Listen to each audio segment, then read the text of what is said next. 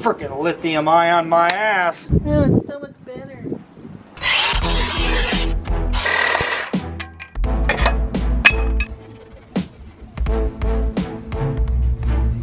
What up, guys? Welcome back to the garage, man. Today we are obviously continuing working on the S10 Blazer. I don't know if you guys know this, but I am excited to get this damn LS in here because this is gonna be my daily. I'll be mobbing around in the LS swap Blazer, man. The Tequatches aren't gonna see it coming, but anyhow, I got the whole air conditioning box and stuff out of our way for now. Remember, that's the theme of this build. Get it out of the way for now. I took the harness for it and just kind of shoved it in the hole up here so it's out of the way. Also my radio antenna, just so it's out of the way for now. I also finished the cut. I cut quite a bit more off. So this is the cut that we did before and this is after. So yeah, man, we're gonna end up plating it. So my idea here is to do a flat piece here, kind of like a triangle but with the point cut off. We're gonna get to making some templates for this, probably out of cardboard or something here in a little bit. So you see it's all shiny metal right here. Yeah, that took me about an hour and a half, 2 hours to get it like that, and it's all the way around, inside and out. Wiped it all down with acetone. Now what I'm gonna do is go ahead and hit it with some of this weld through primer. It's a self-etching primer, which is really good. That means that it'll etch into bare metal. But the most important thing is we can still weld on it after. Also, it's going to protect our nice clean steel so it doesn't get dirty. And I'm gonna go ahead and warm it up a little bit so whenever the paint hits it, kind of burns it on there. Whoa. Whoa. We got a clogger.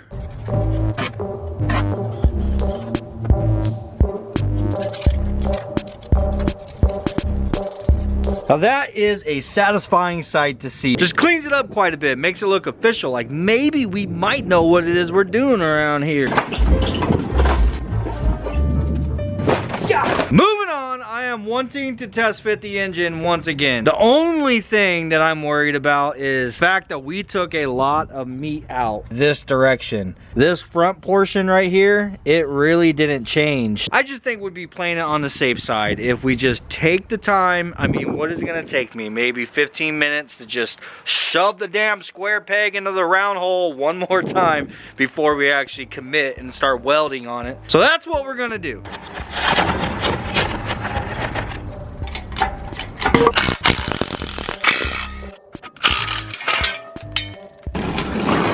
We are ready to stab this thing down into there. The one thing that we're gonna do differently this time is I'm gonna go ahead and put the mount brackets on. So what I have here is a LS into S10 conversion mount kit, and this comes from Dirty Dingo. They're actually local to me here in Arizona. I went down to their shop and picked these up directly from them, and this is not sponsored, and they most certainly didn't give me a discount of any kind, you know what I'm saying? I paid full price for this. So believe me whenever I say they were really cool dudes, man. I ended up being there for a little over an hour just bullshitting with what I believe is the owner of the place. I had mentioned that I was wanting to get into the whole small tire no prep scene with the S10, and he started giving me shit. Like, I don't know, man, I was talking with those guys as if I had known them for years. Definitely a good group of people. So if you guys are interested in any kind of LS swap stuff, they have a lot of different things on their website, man. I'll put a link in the description down below to Dirty Dingo's website if you are interested in any of that. I actually got their LS swap mounts, as well as this is the mounting bracket for my alternator. Really nice quality stuff, dude. Like, look at their packaging. That is freaking sick. That just makes you appreciate things like that even more whenever they take that extra step to just represent their product really well. But anyhow, like I said, I'm gonna go ahead and bolt these on for now. I'm not gonna bolt the mounts on. I was looking at them and I think that the mounts are the same, dude. I mean, throw it in the comments down below if you guys know, but they look identical. But the important piece is obviously this bracket right here. And of course, Dirty Dingo supplied us with every single bit of the hardware that we need. So I'm gonna crack this open and get these bolted onto the block. They have a D actually water jetted into the bracket for driver's side, and then a P water jetted into the bracket for the passenger side, so you don't get them mixed up. That's freaking dope.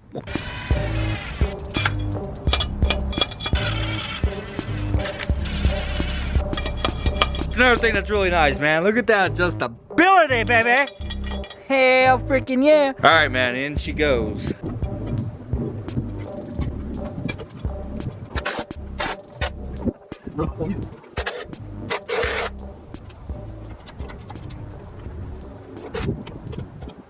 Both mounts are in, bro. bolted. And for proof, yeah, trick.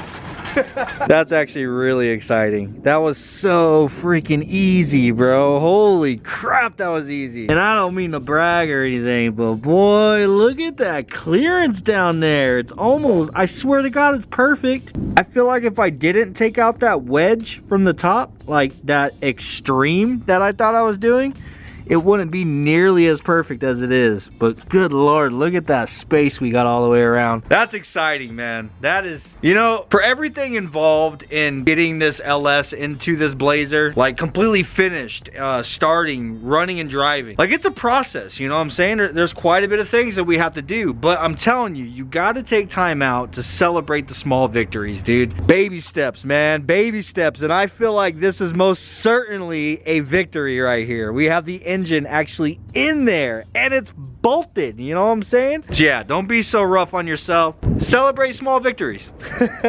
Oh shit, look at that AC box sure as hell would not have fit right there, buddy.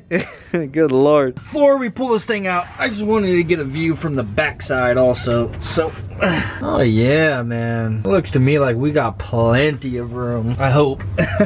Oh, some of those transmission bolts are pretty far up in there. I guess we'll find out, right? It's either gonna fit or it ain't. Biggest thing we gotta do is open up a hole right here for the shifter. But we're getting ahead of ourselves, man. We just gotta make sure the engine fits first, which it does. Now we gotta plate that thing in. So we gotta get the engine out of there and get this done.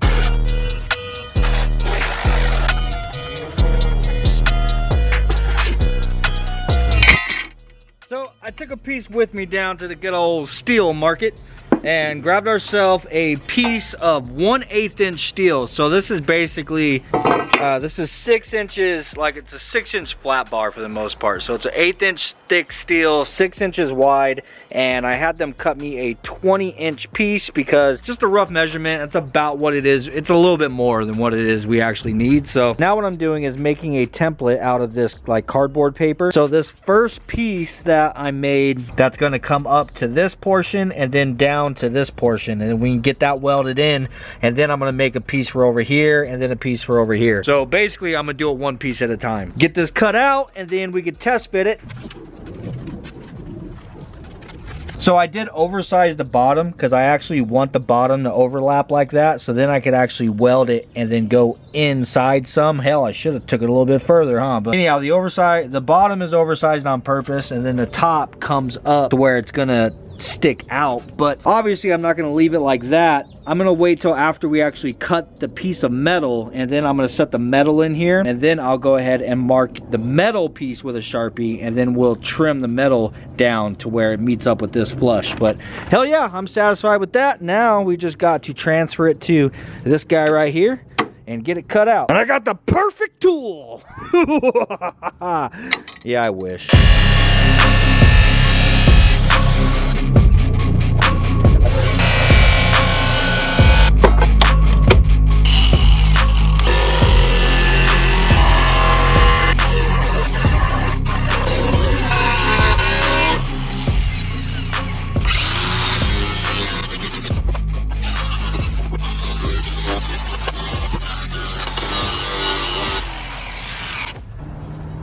Bang, bang, there's piece number one. So I know you guys can't see it, but I can feel it down here. It's nice and flush on the bottom, and it's sitting pretty damn close on the front. Screw that, that's flush, bro.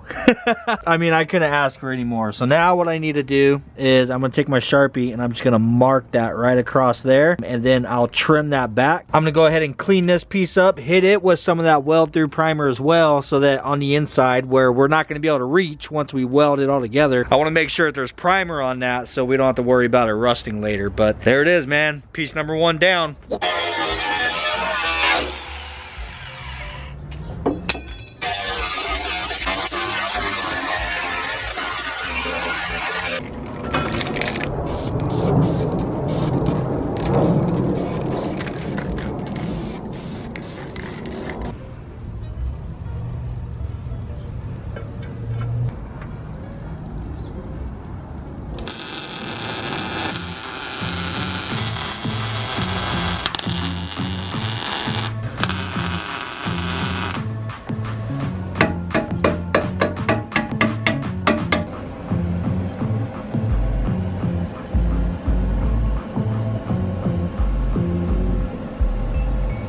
Well, there it is, man. The first plate is burned through. I am satisfied with this weld on top. The weld on the bottom, I'm not too sure about. These ones over here, what I'll probably do is just try to kind of tack them on the bottom and then weld them on the top, so then I can get underneath and make sure that I'm getting good penetration on the bottom as well. I know most of you guys know, but by any chance, if any of you guys are new to the channel and you haven't like went back and kind of got caught up on all the videos and stuff, welding is a completely new thing to me. I'm doing my best. I'm enjoying learning. I think this is a pretty decent weld right here. I don't know. I was excited about it.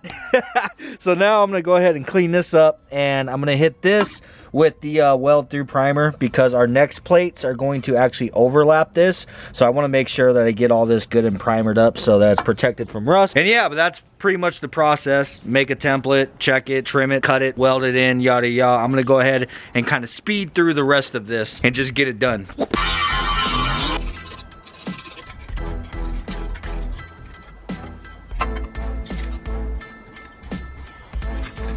Oh my God, what have I got myself into here, buddy? Whoo! I gotta cut that out with a grinder.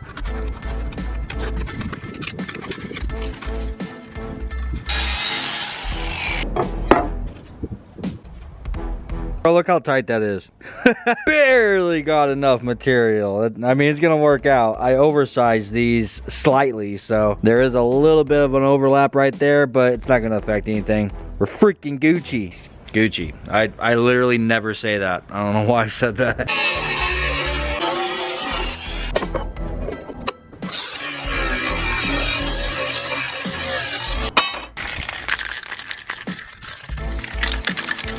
Well, that's the end of that. Just barely made it though. We'll have to switch over just to regular automotive primer now. I mean, after welding. Of course I primered the wrong side, damn it. Well, squeeze some more primer out of that damn thing, but now I gotta let that piece dry. So we'll start over here.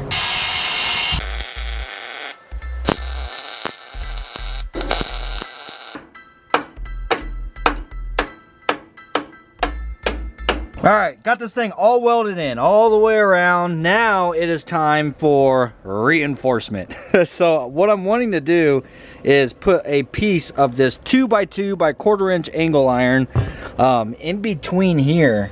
So I want it to be flush against this part, this part, this part. So basically I need to figure out the angles, you know what I'm saying? The angles to cut my piece of angle, and which can be very challenging because this one's easy. I'm just gonna put the angle flat here, but I need to know the angle in which to cut this side and the angle in which to cut this side, and of course the actual distance, like the length it needs to be from side to side. So what I'm going to do is take a smaller piece. This smaller piece will fit inside of here, and I'm going to wrap this with some paper. Now I'm honestly hoping that this is gonna work. I've never done this before. Okay, so for starters, this piece of paper, I actually wrapped it around a longer piece of angle iron to get the shape of it, you know what I'm saying?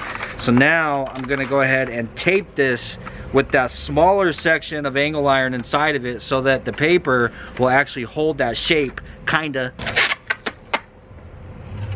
Now I'll go ahead and cut the paper a little bit closer to the angle. The further away it is from the piece of angle iron, the more it kind of gets distorted out here, so we'll cut it a little shorter.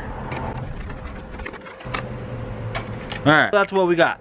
Now what I'm going to do is I'm going to go ahead and cut it at all these corners all the way up to that piece of angle iron, just like so. So now we have like basically the bottom section, just pretend like it ain't even there because we're not going to use that at all. Matter of fact, I'll go ahead and cut it out of the way.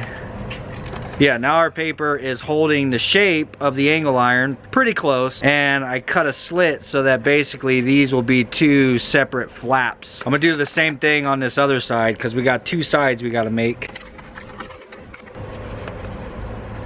All right, so like I said, I've never done this before, so if this doesn't work, then, well, honestly, you're probably not even seeing this clip right now if it didn't work. I don't know if it's in frame, but I'm going through and I'm just cutting little bits off of the end and up until we fit flush against there. See, that is pretty close. Oh yeah, Oh yeah, that's it right there. Now obviously this is gonna get us close enough that I can just set the piece of get the piece of angle iron cut, set it in here, and then I'll use the grinder and just kind of do the same thing I'm doing now and just slowly get it as close as possible. I mean, if there's a little bit of a gap, we can close it up with the welder. But all right, one more side to do.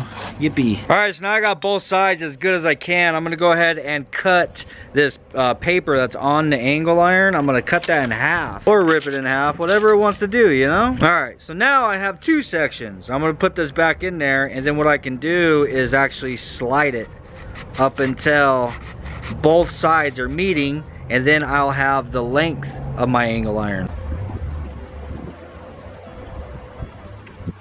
So now I got the length set. I am gonna go ahead and tape these two pieces back together. Now I can go ahead and untape the bottom side. We'll peel this piece off of our small piece of angle iron, switch it out for our longer piece, and retape it all on there.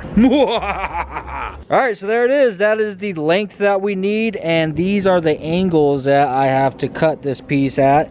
So obviously it's not gonna end up being perfect, I already know that, but this is gonna be a good start. So I'm gonna go ahead and cut it here, and then we'll take it over there. If I have to take the grinder, just kind of, you know, take little bits off it here and there just to make it fit nice, then it is what it is. I'm sure there's some kind of specialty tool or something for doing that, or a better way, but honestly this is all I was able to come up with, man. Remember, I'm new to all this shit. Oh man, watch your toes there, buddy. Yep. What you know about that, boy? Man, that fits in there pretty damn good. I'm not gonna lie, I had to come back and round the corners basically, because I mean it was sitting on the weld in here. That's pretty much all I had to do, bro. Freaking landed in there dead on perfect, man. So I'm gonna go ahead and take the grinder and clean up these edges where I need a weld and see if we can't squeeze a little bit more out of this damn thing.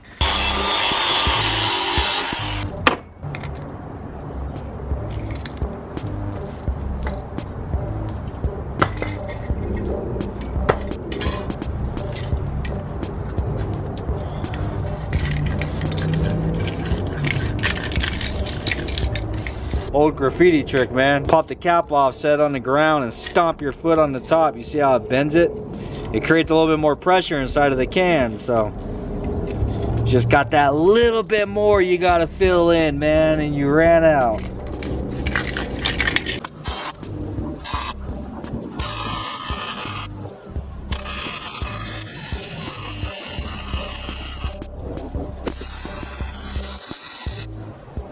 Real, check out how flush I got that thing in there. Dude, that came out so freaking nice, man. And that is 1/4 inch right there. That's 1/4 inch and this is 1/8 inch. So this is pretty thick shit, man. So I'm able to really just turn my damn welder all the way up and put the heat in that son of a bitch. It's actually fun, dude. I'm not gonna lie, I'm really enjoying it. I say this every time I'm welding on something. I actually really do appreciate the fact that the comment section hasn't been going too terribly crazy on me about my welds. I know they're not the prettiest in the world, but I mean, they're definitely a step up from whenever the only thing I had was that damn Harbor Freight. I don't remember what it's called now. Flux core, that flux core welder. I mean, it's a step up from that, you know what I'm saying? I'm excited to continue learning, and one thing I have noticed, one of my problems is consistency. Like, I can find where the material and the welder and everything is happy and it'll look good, but then I don't hold that. I don't keep it consistent. I think I get impatient. I just kind of start rushing through stuff, you know what I'm saying? I need to learn to kind of slow down and keep my welding consistent so the whole thing looks good, not just this weld over here. You know what I'm saying? But anyhow, I'm gonna finish welding this all up, and hell yeah, we can throw some rattle can on there.